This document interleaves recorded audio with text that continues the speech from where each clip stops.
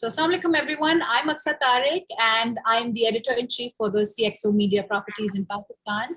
And today we're hosting our inaugural session of SheXO, which is a series of conversations that we wanted to bring together, where we wanted to bring together female leaders in top C-level positions, not only championing innovation in enterprises, but also have them join a set of women leaders who sit on either the tech partner side or in that position of influence or executive roles, who are looking after the arm of products and programs that help enterprises scale their digital transformation journeys.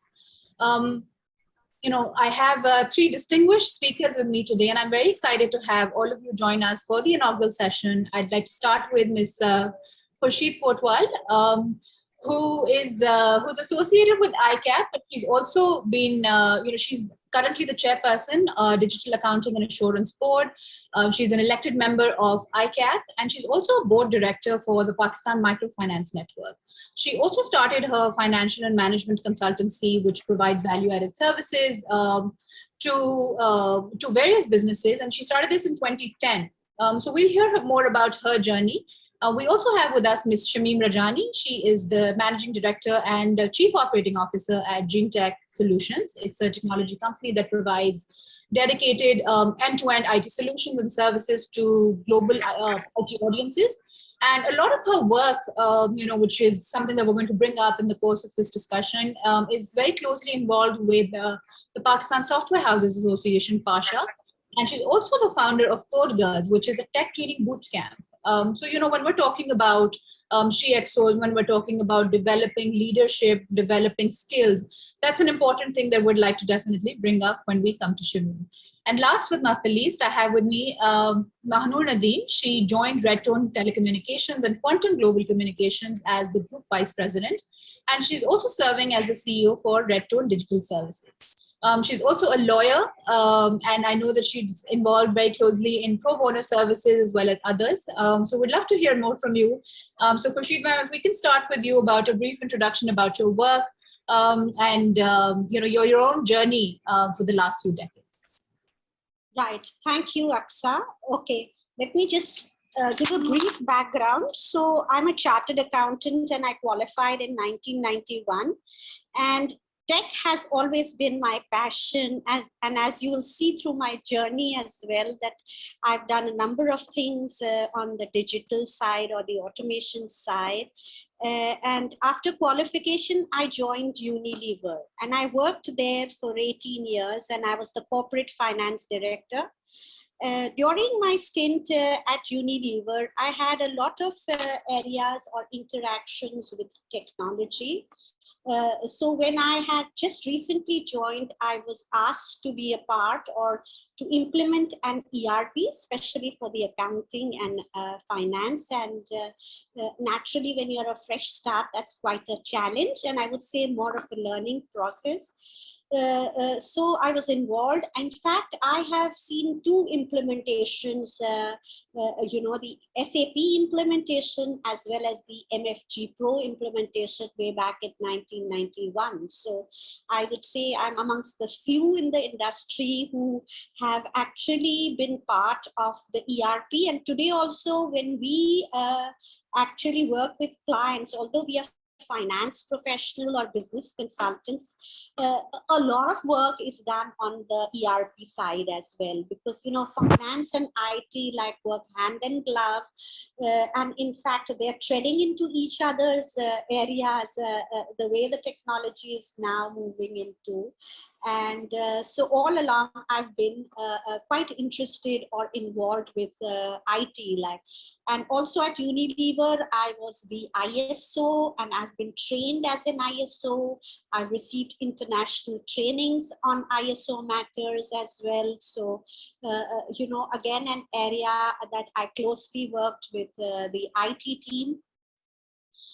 After that, after Unilever, I started my own consultancy in 2010, and we advise clients, on decision making, on business strategy development, and in a number of areas, and of course, technology always pops in some way or the other. Recently, I was also elected to represent the finance and accounting profession, meaning to say I'm a council member at the Institute of Chartered Accountants of Pakistan, and I chair the Digital Accounting and Assurance Board. I have a big vision or want to do a lot of things in that area, like, for the finance professional or the business professional, because I see a lot of change again coming through in the system. And so I think that, there's a lot of scope for technology and the way it's going. And for the moment, I think that should be enough, and I let the other colleagues speak. Thank you. Thank you. Over to you, Shamim. Thank you so much. I'm already scared again because, sitting with Khursheed Saiba, she has such a rave portfolio. So just quickly, 3 things. I run a technology company by the name of Genetech Solutions. We've been running it from Karachi, Pakistan. We have we are registered in the state of USA. Been doing it for the last 16 years. We build open source and proprietary solutions for customers around the globe. Our major customer footprint is the US, followed by some countries in Europe, primarily Zurich. Then we do some work in Canada, Australia, and then some work in Pakistan. So with Pakistan, we've been recently working with some of the good startups that I've also invested in a startup, which is new to me, learning that area, trying to understand, working with I've been a mentor and a judge for a while, and then I actually liked a very good idea, so I picked it up, and now we are not just investing in terms of technology partners, and then some government projects. So I've been associated with 2 government projects that we have picked up just to understand how it all works and why is it such a mystery to not be able to work with the government, or the kinds of things that you hear, GPS and stuff like that. So just trying to understand, but so far we've had a very good experience. So right now, so we are a team of around 100 at this point, and we just recently opened up a branch office in Jamshoro.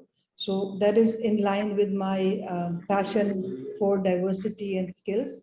So Jamshoro being a tier 2 city, so that's something that I feel as an achievement, because and we can talk more about that, but yeah. So that's Genetech. Apart from that, I am also, like you said, the founder of Code Girls. Code Girls is an initiative under Consulate Corporation's flagship. Consulate is another institution that I've been associated with for 2 decades, where we've been training the youth in technology from the time of Petroman. I don't know if I don't think you were even born at the time of Petroman, but yeah, from the time of Petroman. So yeah, so Code Girls is a program which is very close to my heart. We train girls in technology. We've been doing it since 2018, and we ensure that they become financial equalizers in the family and are able to earn and bring, money on the table, so that they get heard at the end of the day, and they have a say in how the family functions and how the family grows. So that's the other portfolio. From these 2 portfolios, I was picked up by Pasha in 2017 or 18 or something, I don't remember exactly, to be part of the Central Executive Committee at Pasha. So I sat on the table with 10 other guys to decide the fate of the IT industry in Pakistan. So that was something that was interesting. So they've been doing that for 3 years. I'm not in the CC anymore. I was vice chairperson of Pasha last year. I chair the skills committee even today. So this is my 2nd year chairing the skills committee. That's a lot of work. And I had chaired the diversity committee last year. There's a lot of stuff, but 2 things that I think that have come out of this and that will actually help is that now I sit on the industry advisory boards of some universities, including FAST National University, and just very recently the Foreman Chair Christian College. I've heard it is one of the oldest in Lahore. I was reached out by them to be part of the industry advisory board there. So yeah, in a nutshell, this is what's happening. Thank you. Thank you so much. Mahnoor, over to you. Thanks so much, Aksa, for having me. Really interesting to be on such a diverse sort of panel and hearing all the insights that have come from my colleagues already. Just to kind of give you a brief background about myself. So as you mentioned as well, I'm a barrister by profession. So after completing my primary education in Karachi, I moved to London, where I did a couple of degrees in law. So I did my bachelor's, my master's, and the bar as well. I kind of specialized in IT and telecom law. So I think the interest really there for digitization, the digital world really started on early. And then I worked with a lot of these companies to see their strategic sort of alliances, how they built their framework over the years in the UK and the European markets. And then from that point on, decided to transition and make my way to REDtone, which I did in about 2019 in terms of a full-time sort of career switch completely over to the telecom and IT world. So I'm now here full-time. I work as the group vice president. Behind all the titles, all that really means is that I basically am responsible for our connectivity business at RDS. I look after our digitization portfolio as well. So I look after cloud connectivity, network and security solutions. We do esports. So really interesting range of diverse sort of products and portfolio that we've kind of built over the years. Primarily, REDtone was in telecom. So we're a long distance international operator, which was where our bread and butter was from. What that means is international voice calls and SMS go through us. And then we had an international arm of this business called Quantum Global. So we were operating outside of 3 to 4 different countries, bringing international minutes into Pakistan as really something we started in 2004. Then over the years, we expanded into satellite connectivity as well. So post 2012, we've been an international licensed satellite operator in the country, providing connectivity in far-fetched sort of areas. And then with RDS, we kind of focus more towards the tier 2 and tier 3 cities as well. So we're already in the largest cities like Karachi, Lahore, Islamabad, but then going towards Sialkot, Gujranwala, Multan, Faisalabad, etc., Hyderabad, and all. So that's where our regional offices have kind of spread. Based on the fact that connectivity has now become really a necessity across Pakistan, really, and it has become easily available as well. We've added a lot of value-added services. So with cloud computing, we've partnered with Google as one of their, in-country focused partners for the region. We've partnered with a lot of cybersecurity firms that we work closely with. And as I mentioned, esports has been something which we've recently gone into, and really interesting to really see actually how big and booming an industry it actually is slowly now becoming as well. So that's me, hopefully in a nutshell, and I'm looking forward to how this sort of discussion progresses. Thank you. So Mahnoor, I'll take a note from something that you said. We're talking about building partnerships for your organization. But when we're talking about executive leadership, when we're talking about more inclusion in the workspace, this is something which hasn't been like a new concept in Pakistan, but the dialogue I think has started to happen a lot more frequently than it was. I think 10 or 11 years ago when I started. Khursheed ma'am was asking me, what I've done, and when I used to host or attend these technology conferences, out of like 200 people, I'd see like 2 women, attending a conference, and they'd usually be like standing in a corner, taking notes, and then they would feel very, in fact, even I would you'd feel like the odd one out, sitting in one corner. It's not that we don't understand anything. It's that people would assume that you don't understand the language or, I'd like to talk about, building alliances and allies in the industry. That's something that's been, even during COVID, a lot of us have seen that, the key to progression has been just collaboration amongst people, amongst organizations. And a lot of the work that Shamim, you've also done with Pasha and on your own as well with Code Girls, with Women in Tech, with Pro Women. So how do you feel, and each one of you, this question goes to each one of you, how do you feel about, building those alliances and allies in the industry for us to be taken more seriously in the work that we're trying to do?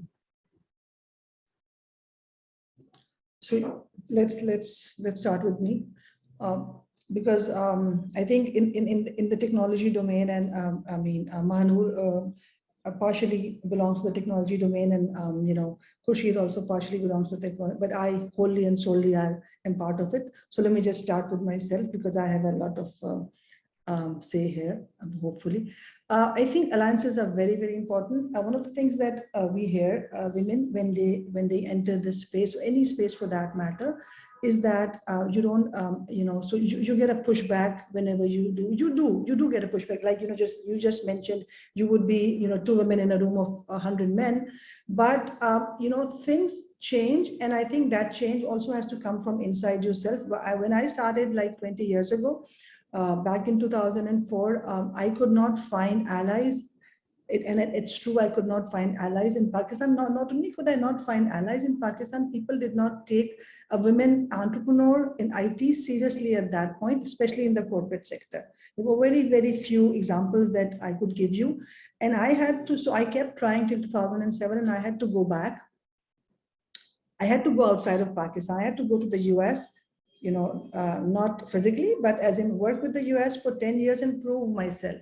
I should not have had to do that. Then when I came back to the industry in 2016, because I had proven myself and because they knew my worth, I was given the opportunity, I was given the opening to do that. So this is back then, but today I feel that there is acceptance. There is more opportunity, more opening. People are more, accepting to the fact that women can be and are part of this whole ecosystem. You are able to find amazing male allies if you go and look for them. You will find both ends, and I have seen that when I was, and it's something that I'll tell you from example. When I was being added to Pasha, I had heard a lot of things about Pasha, so I was like, what am I supposed to do here? I've been after Jahan Ara. I think I was the first woman in I think 2 decades to be sitting on that table. And I heard about a lot of politics there, and it was very very strongly male dominated. But it happens so that once you get there with an open mind and you learn how, instead of just putting a stamp on all men are like this, I didn't do that. I went in and I learned each and everybody, because every man and every woman is also human and they have their own traits. You just can't, sort of like stamp them with something. I found people who were, who I disliked, and then there were people who I adored, and both from men. And then so I found my allies, and I found my clan basically in men, actually, more than women. So I think for me it has worked out. I am hoping that the way I had kept an open mind about it, it works out for others. Again, moving forward with alliances and keeping an open mind. If you think about Code Girls, when this idea came to me, it came over a phone call, and I instantly, in 1 hour, had 3 organizations onboarded because we were aligned on the vision. The alignment was there. So when Consulnet got this project, we got it from a non-for-profit organization in the USA to train 100 women in technology, and they were going to sponsor. And I said, okay, we can do the training. The next call I made was to Faiza Yusuf at Women in Tech PK, saying, would you like to come on board? Because I know that her network is huge. And my concern was, where do I bring these women who we want to train? So that was the next one. And we instantly formed a board. We instantly formed, a partnership and went on with a single vision. Apart from that, we have hundreds of friends of Code Girls who we have signed MOUs with, you name it, anybody. I mean, Systems, Sada Pay, Naya Pay, Pasha, everybody in the technology domain. And they, in one way or another, help us to take this, this vision, this mission forward. And right now, after 3 years, I'm just sitting back and just watching it. I'm watching it grow. I'm watching it refine. I'm watching it get stronger each day because of these alliances. So, I mean, I'm a true believer of all of that, obviously. Yeah. So, Khursheed Sahib, we'll come to you on this. You've also seen, or you've worked with large scale organizations who may have that openness about inclusivity, but what does it look like when when you're looking at enterprises to really go out there and make that conscious effort? Because it's something that I always say, it takes more than just effort to really make progress in these areas. Yeah, okay, thanks, Aksa. Yeah, I think women inclusion, first I'll touch base on that. I think there's still a lot of work that is required to be done, and everywhere. It's not just in Pakistan, but I should say everywhere. Of course, their levels of progression are different, but still I would say everybody has not reached that perfect and ideal level.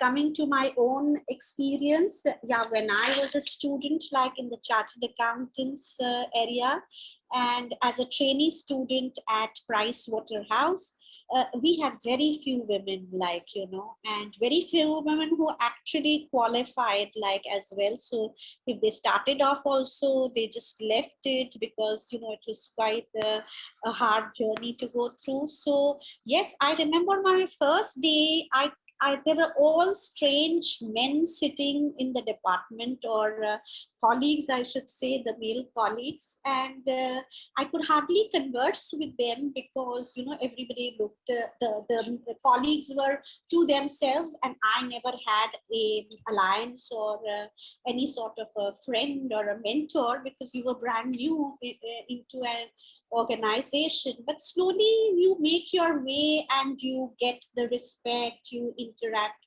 with people, and you start learning the ropes, and you make a place for yourself.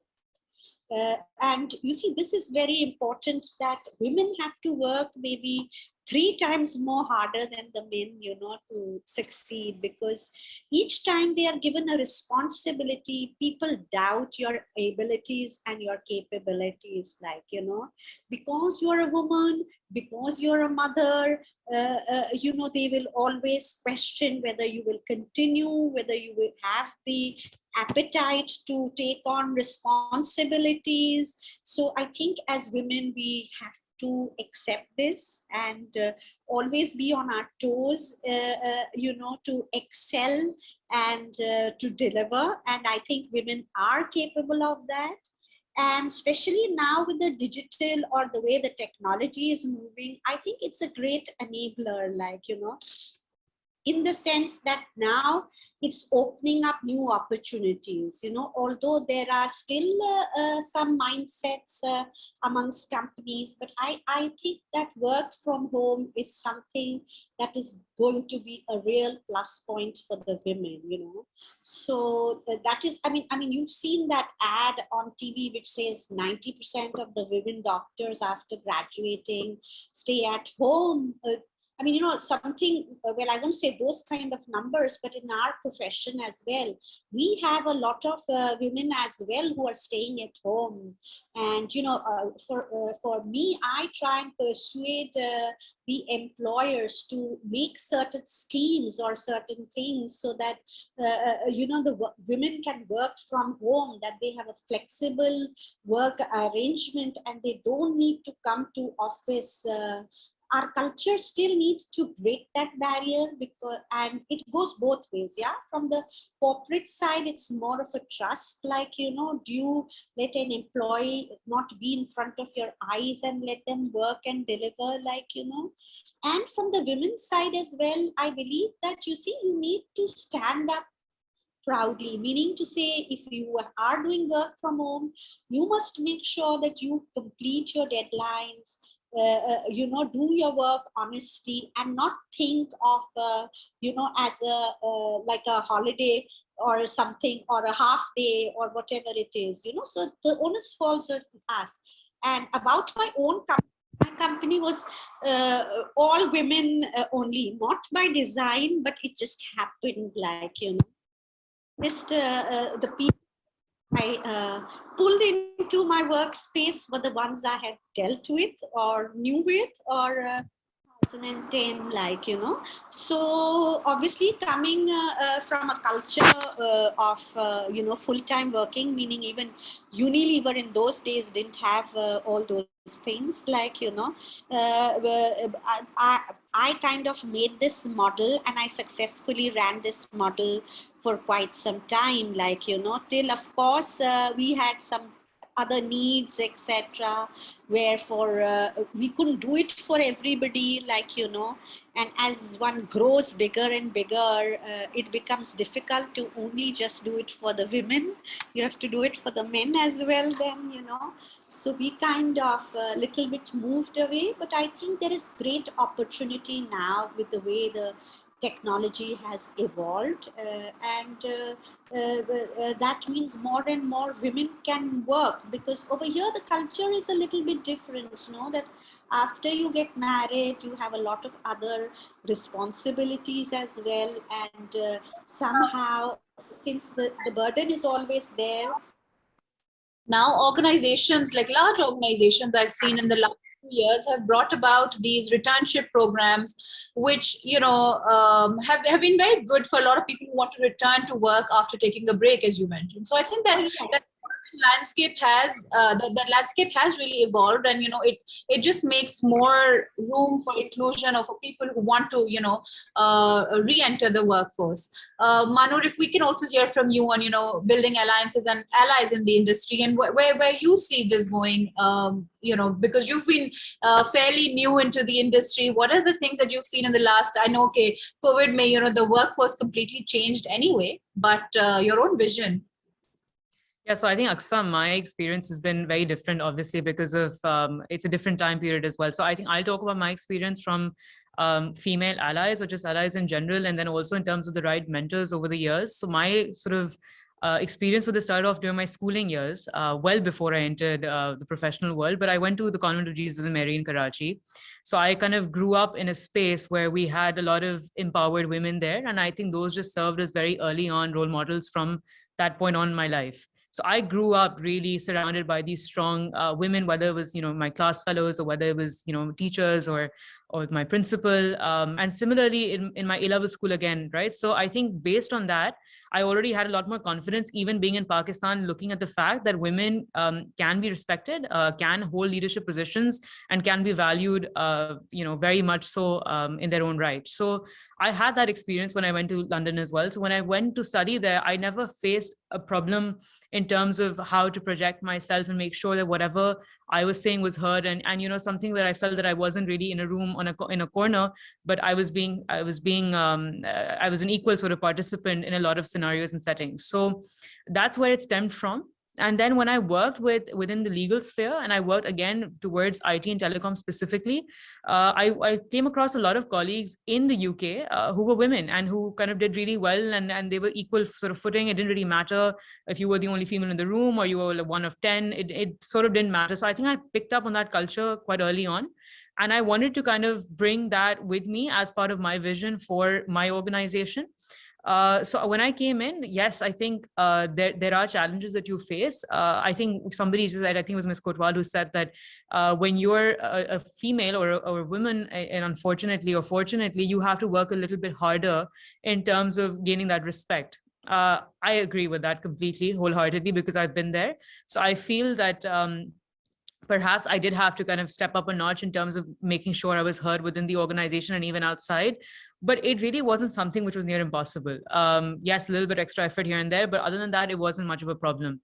Then when I talk about coming back to Pakistan full time, that was around the time the pandemic had just started as well. So a lot of my experiences with people were online through Zoom, on the phone. But I honestly, I'm very grateful for this as well. I received a very amazing response from the market, whether it was the LDIs, whether it was the local loop operators, whether it was PTA, it didn't really matter, to be honest, whether I was a young female in the industry or in the space, or whether it was my own colleagues in my organization. I actually was lucky enough to have a core team surrounded by a lot of men as well, where, equal participant, and we're kind of all working very closely together.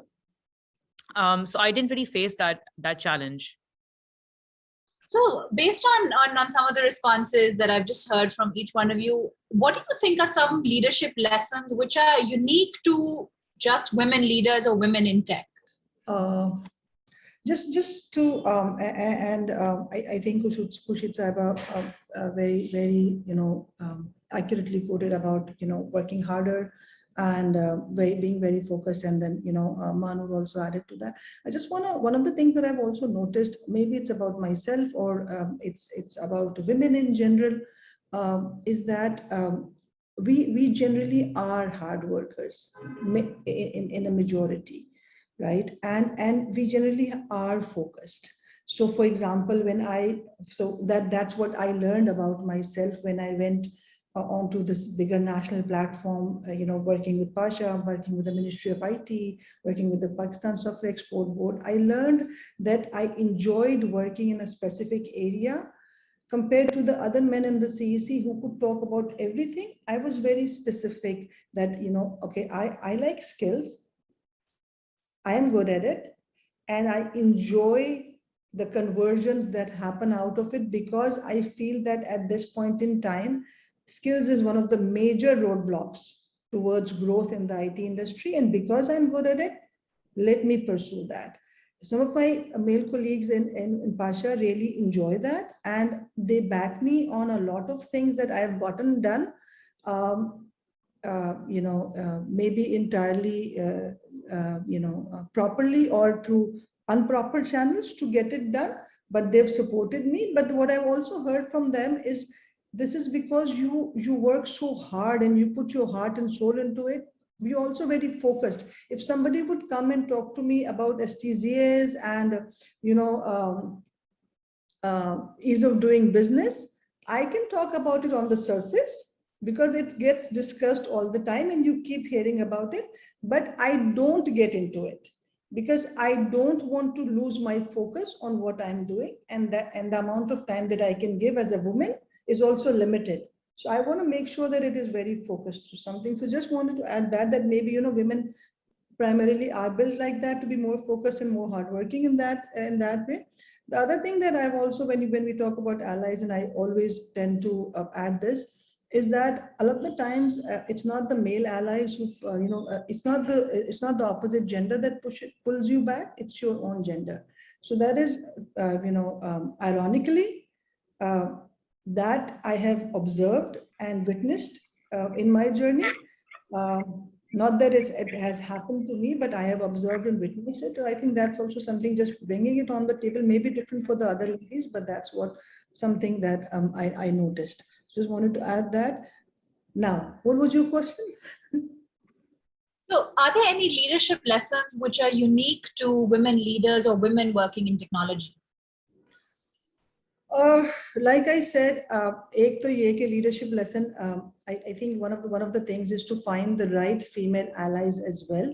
One of the other leadership lessons that obviously that I see, I mean, I don't think it's specific to women, but it's specific to everybody, is you need to lead by example. Always lead by example. You just cannot have, the other day I was giving this talk on leadership, you just cannot have big walls with big quotes on them and expect कि ये हमारा company का vision है, this is the vision of the company, then you should follow. I think you have to lead by example. I mean, if as a woman you look at your own home, if you tell your kids to do something, they're not going to do it unless and until you do it yourself first. They have to watch you over and over again to do it, for them to be able to do it. I think that is very, very important. The other thing that I feel that as a woman, like I said, women allies hone bahut zaruri. You have to have that clan of women that support each other.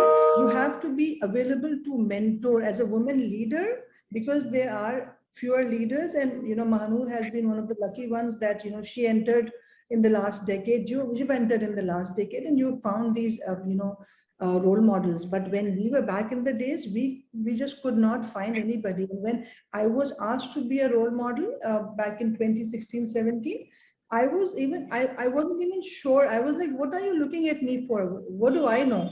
And then when I started talking to girls of your age and of younger ages, I found out that they actually, things that we thought was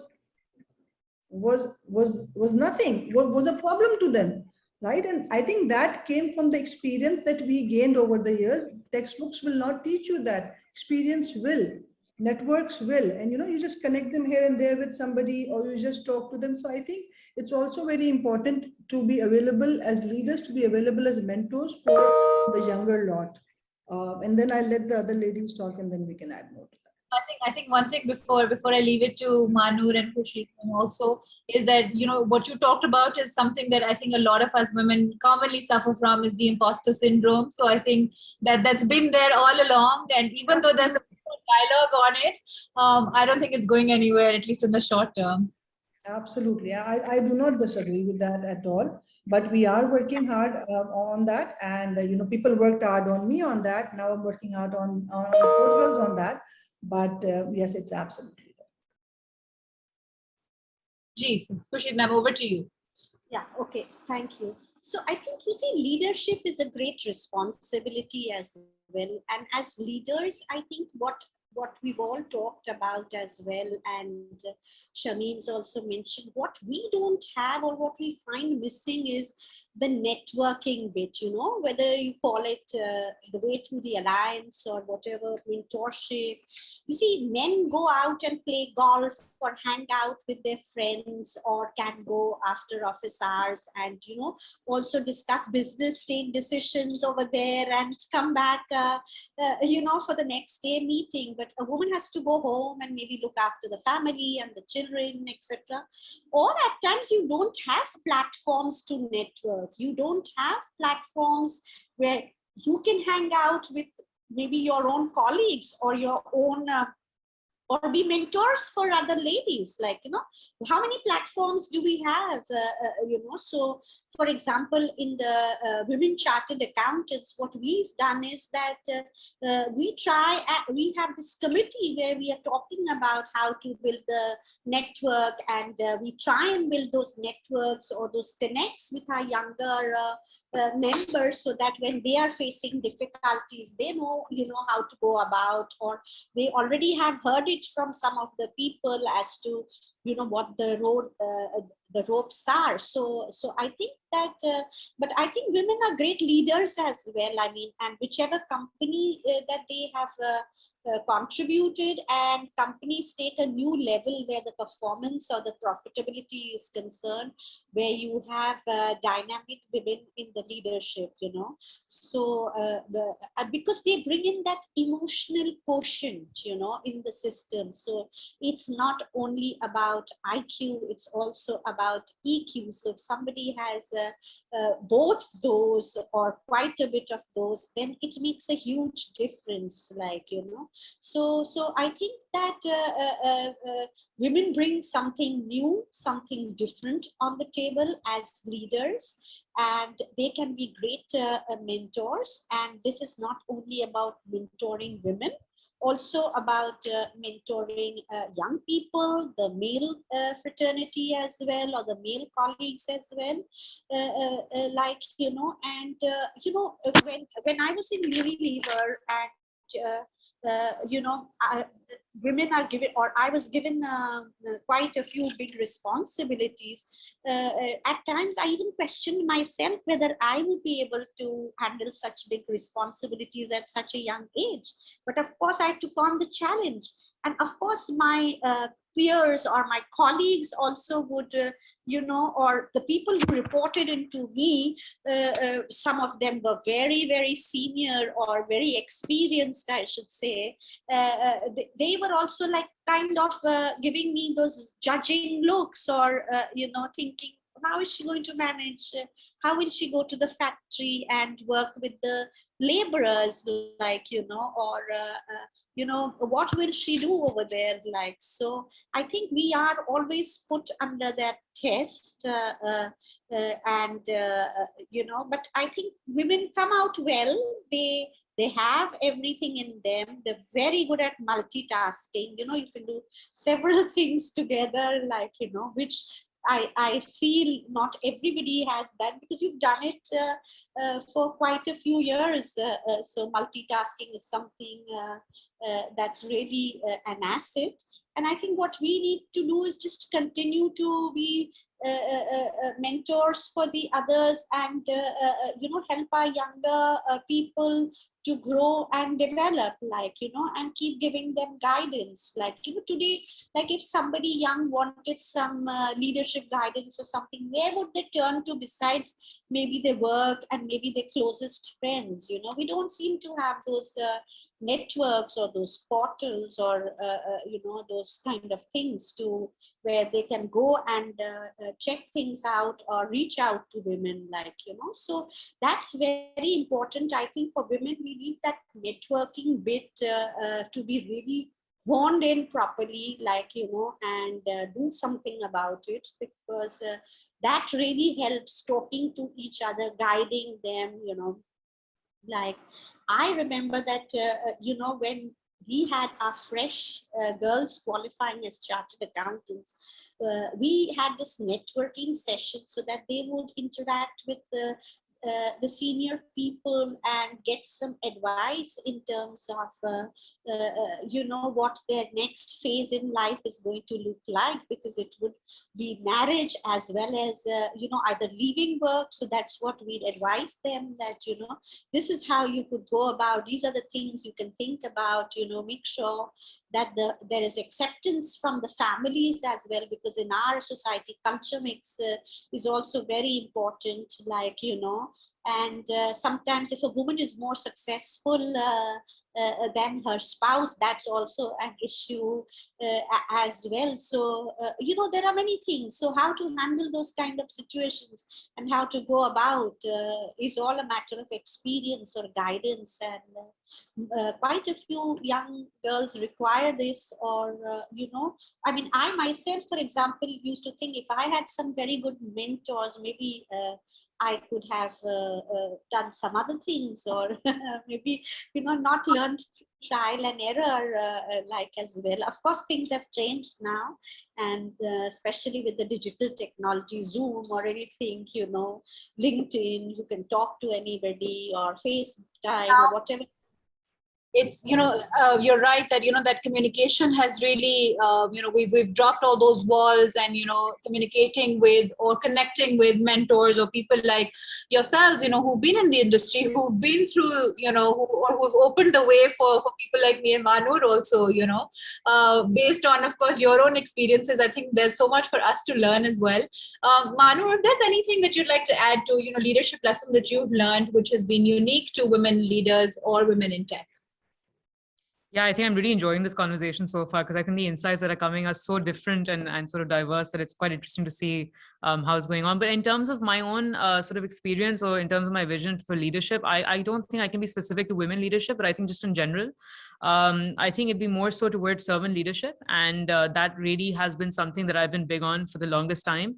Not just in terms of the position that I've been in currently, or I am in currently, but also in terms of other positions I've held over the years, whether it was during, leadership positions as early on as being in school, and then as obviously as current as now. So I think doing by example is something somebody was just talking about earlier on as well in this conversation, but I think more so serving those you lead. So, really getting involved in terms of what you're doing, not just overseeing, but also getting involved to actually understand that what are the challenges faced from ground up. And if you can understand those challenges, then you know exactly what the pain points are, and it's a lot easier to work cohesively with your team. So I think that's the way that I kind of see leadership. And I think with women, it's kind of interesting to get women in leadership positions, because I feel that a lot of the challenges that are sometimes perhaps unique to the gender specifically, I think it's a lot easier for us to address it, or at least empathize, if nothing else, and then look to kind of address those challenges as well. So that really has been what the style I kind of adopt. And then working within a framework of like a strong core team who is really like chiming in with in terms of ideas, in terms of pitching in terms of being equally valued within the organization, and then ensuring that at the same time we're creating that space for a lot of the youth as well, and women or men equally alike. I mean, in terms of really creating that opportunity for diversity and growth, etc. So, I think that's been what my vision and take is like on leadership. I think my main key takeaway from here has been that, what women really bring to the table is also that element of empathy, which I think during COVID, most organizations have realized that that's something that's been missing in a lot of businesses, because of course, it was always business first and human second. But I think COVID has shifted that narrative. And I think we're seeing a lot more large organizations also look at, well-being or empathy really at the center, or, a human first approach to businesses also. So I think that credit really does go to women, especially in executive or leadership positions, to really enforce that within organizations. If I were to quickly ask each one of you, what's been the biggest risk that you've taken, and how has that, really mapped out for you in your careers? So if I can answer that question, I think I've entered into a profession that was like a men's world way back 30 years ago. Like I said, there were very few women chartered accountants. I myself really didn't know a lot about this profession, in the sense that I didn't have any family members who are there in this profession. And I think over the years, you take a number of risks in your life, so it's not just one risk. The only thing that is important, I would say, is taking on calculated risks, meaning if you don't take a risk, you do not really follow your dreams, or you do not end up doing things you would like to take a chance on. So I'd say that, do take the risk, just think of the pros and cons, or just assess it, and do not feel disappointed if your risk doesn't materialize. Believe in yourself, because there is a possibility you may face hardship on the way, but risk is something you must take. Like, that's all that I can say. Thank you. Okay, I'll go next. I'm glad to go next now. I got some time to think about it. But I think Khursheed Sahiba is absolutely right. I think one of the biggest risks, I think I've taken, as you take a lot of risks, but there are some that you're absolutely not sure about. And mine was when I switched my fields from medicine to IT. And that was a huge step. I wasn't sure if it was right or wrong, but alhamdulillah, proved to be right over the years. I had to make sure that I prove it to be right over the years. So that was one of the biggest risks. The other one was when I actually started working with the government. That's an area totally new to me. And I couldn't find other women to give me examples and tell me, oh, this is how it's going to go. This is what you should be careful about. Not a lot of role models in that area, even today. So that was a huge risk, but at this point in life, thoroughly enjoyed it. Thoroughly enjoyed all that, everything that was lashed me back to the wall. I sort of like had the energy, I had the experience to spring back at it, and found a lot of male allies on the way to help me do that. Totally different experience from what I had 20 years ago to what I had, 3 years ago. But so yeah, that was, I think that was the two things that that totally blew me away, and that changed me as a person that I am today. Yeah. So I also wanna, but I wanna give Mahnoor that opportunity to finish her, and then I just a couple of things that I wanna talk about in terms of network that Khursheed Sahiba spoke about. So I just wanna add that, but let's have Mahnoor answer the question first. Yeah, sure. I think Aksa, you've really thrown us off with the biggest risk kind of question, but interesting though. I think my risk was also similar, but actually it's surprising that it's been similar over here, is a completely different career path, right? So my trajectory really looked like the 3 degrees that I did in law. I was hoping that I would spend a lot more years within that field. So that's exactly what I was kind of set out to do. As a practicing barrister, I loved going to court. I love advocating. So that was something like, the advocacy side of it, I was absolutely enjoying. And I thought I would continue that for a couple more years, but I did definitely know at the back of my mind that I was going to come back to Pakistan at some point, especially for REDtone. I just wasn't sure when, but then the pandemic happened. So even though I was involved in the telecom space through REDtone in the UK, I think a more hands-on approach came about when COVID basically hit. So I moved back. I think that was a big risk for me at the time, because I'd been in the UK for 7 years. I'd settled there quite well.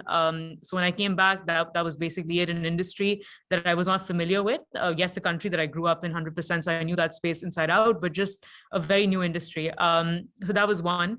And just kind of stemming off that risk was that REDtone was very much focused on communications and telecom, and that was really our sweet spot for many, many years. So that was a comfort zone that all of us were in. I mean, the hundreds of employees that we have are all in that comfort zone.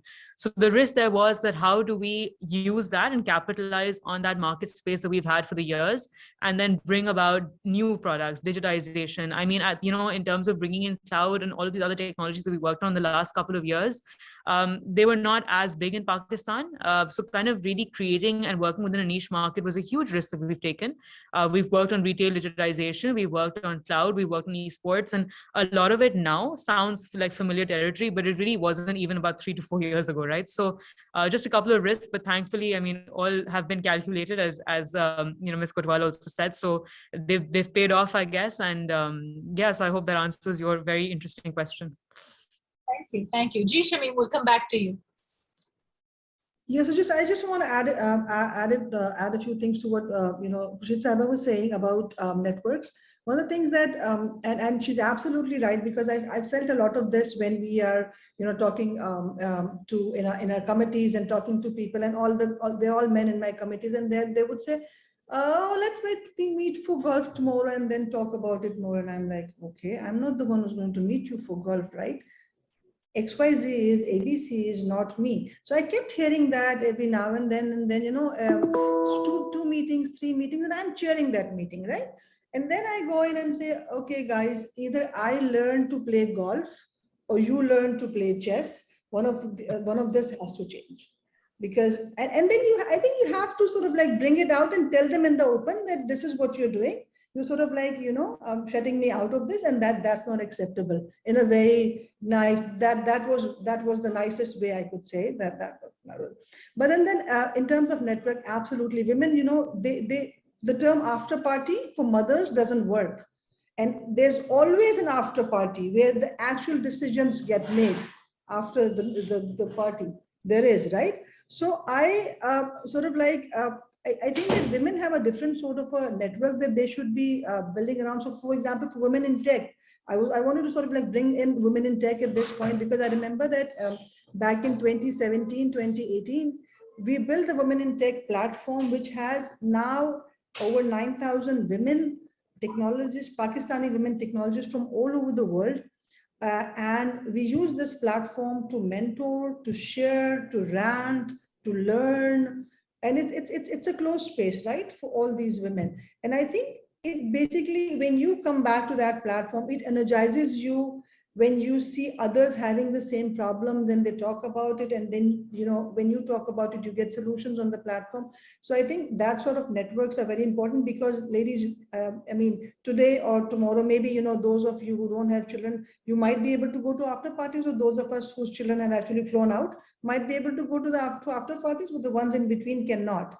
So we need to have such safe spaces for women. So just wanted to add, a little bit of that to the whole equation. Thank you for adding that. Sorry, you're on mute.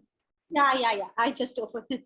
So I'll just add or build on to it. You see, the thing is really the lean in bit, like in terms of sometimes you just need somebody to pat on your shoulder, or some kind of an assurance you need, So it doesn't really have to be an after party only, or a gathering only. It's just an assurance, or it's just a picking up the phone and talking to your buddies, like, and that's really the thing, and I think that maybe as women we need to work in this area. I think we are not very strong in that area.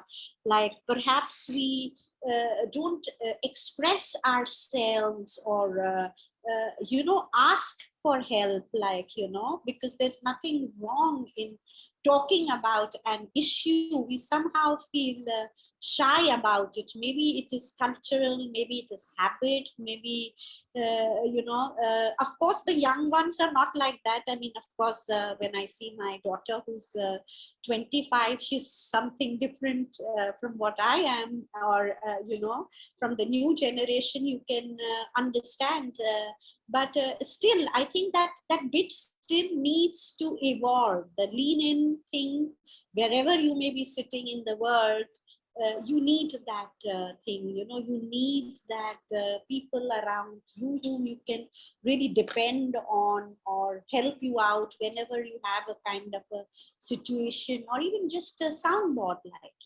So I love,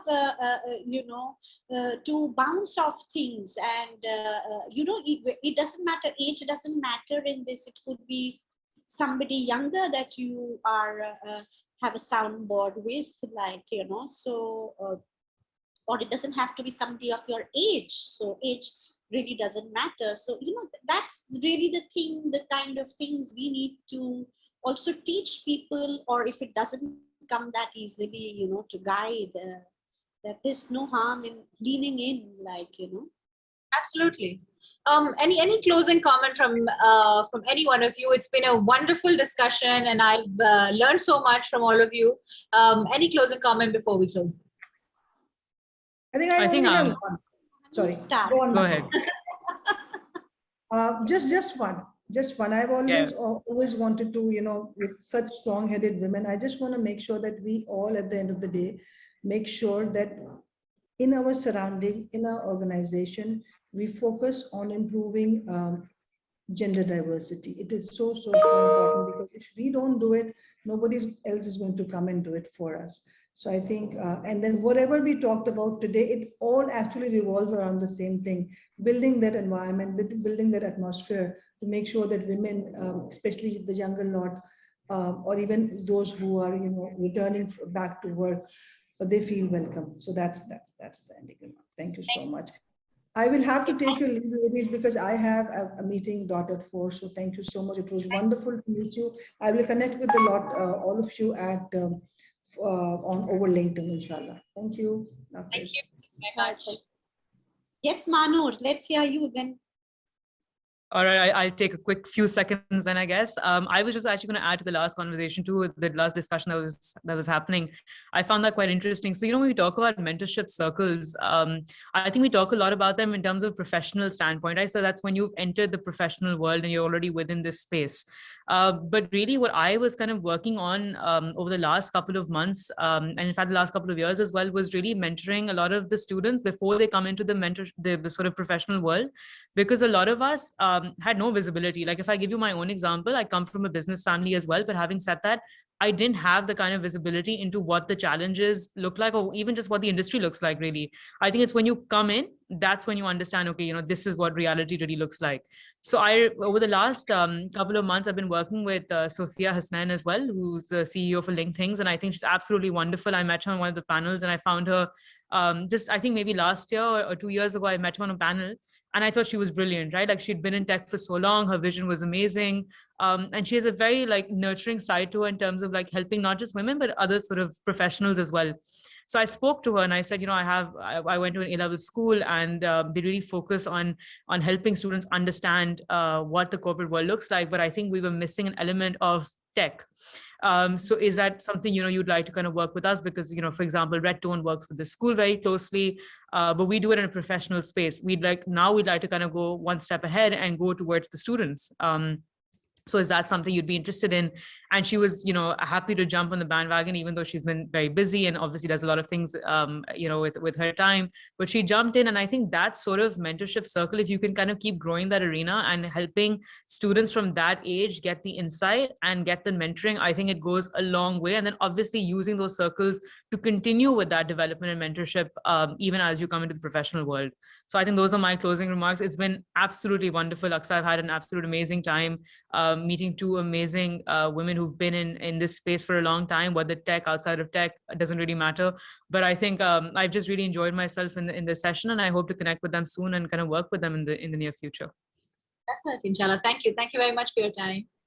Mahnoor, very well said. Yeah, I think, Aksa, thank you very much for having me over. And it was absolutely delightful meeting everybody and sharing some thoughts. Only in the closing remarks, I'd say that,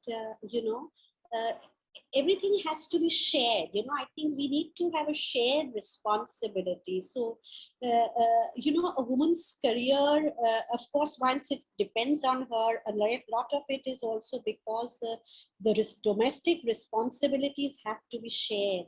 And this is the kind of culture of learning that we need to build or develop. My own background is also that, I've gone to co-ed colleges, to good schools, to, have an open culture and background with parents who've always, respected my decisions, no matter, what difficulties or challenges they may have seen. So, and everybody may not have got the same opportunities, but what I see in our culture is that we need to actually build and guide our people, that This is a shared responsibility. You know, if at home, for example, you have a son who's not doing domestic work and only a daughter is given to do a domestic, this is where the problem starts, you see, because when the son grows up to become a husband, he expects something different from the wife, or the expectation level. So we need to build from that age, or from that level, that responsibilities are shared. You know, I was talking to a friend who've both come down from the US, husband and wife. And, you know, I asked them, and they've come here for 2 months. And I asked them, how did both of you manage to get 2 months leave at the same time?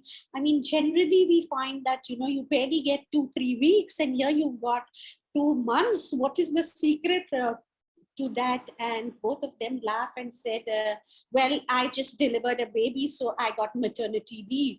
And I said, what about you? You got 2 months maternity leave as well, paternity leave as well? And he laughed and said, yes, I also got 2 months paternity leave, you know.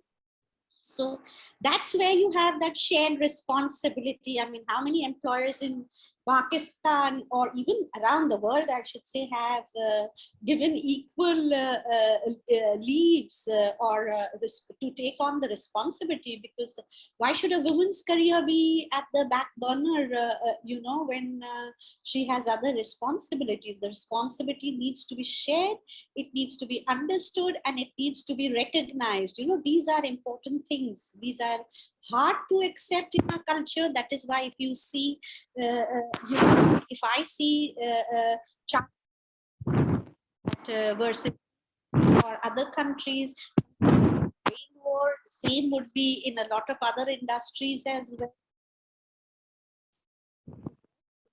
Accountants are 50%, like there are 50% women and 50% men in the workforce for accountancy, in the field of accountancy. Then, so I think this is more about our culture, about our system, and shared responsibilities and ownership. And so this is the advice I'd also give to everybody as well, you know, as well. Thank you Otherwise, very it was wonderful. Thank you. Thank you very much for taking out the time. With this, we're going to wrap up the first session of SheXO. This is a series of conversations that hopes to give prominence to women executives and leaders, you know, and the important elements they bring to senior leadership teams for companies to grow holistically. It was wonderful to have with us Mahnoor, Shamim, and Khursheed Saiba. And thank you once again. And we look forward to more sessions. Allah Hafiz.